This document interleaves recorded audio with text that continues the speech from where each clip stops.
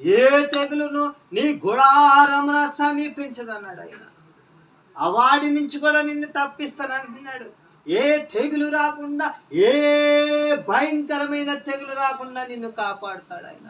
ఒకవేళ నీకు తెగులు వచ్చినా, ఏ అనారోగ్యం వచ్చినా వాటి నుంచి తప్పించే దేవుడిని నేనే అంటున్నాడు ఆయన. ఇక్కడ ఏమంటున్నాడు? నీ మీదకి 10,000 మంది దండెత్తి వచ్చినాను, అపాయం ఏమి నీ మీదకి రాదంటున్నాడు. దావీదు భక్తుడి మీదకి యుద్ధములో ఆయన మోకరించి ప్రార్థన చేస్తున్నప్పుడు 10,000 మంది దండెత్తి ఆయన మీదకి వచ్చినప్పుడు నలుమూల నుంచి ఎవరి దారి వారు వెళ్ళిపోయారంట. దావీదు ప్రార్థన చేశాడు అంతే. ఎంతమంది వచ్చినా వాళ్ళందరూ యుద్ధం చేద్దామని వచ్చారు.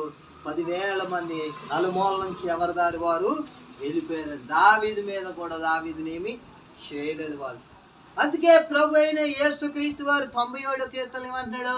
అతడు నన్ను ప్రేమించుచున్నాడు కనుక నేను అతన్ని తప్పిస్తున్నాను.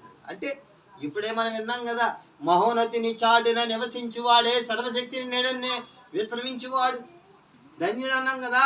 ఆ సర్వశక్తుడే కదా ఆయన నీడలో మనం విశ్రమిస్తున్నాం. మనం ఎప్పుడైతే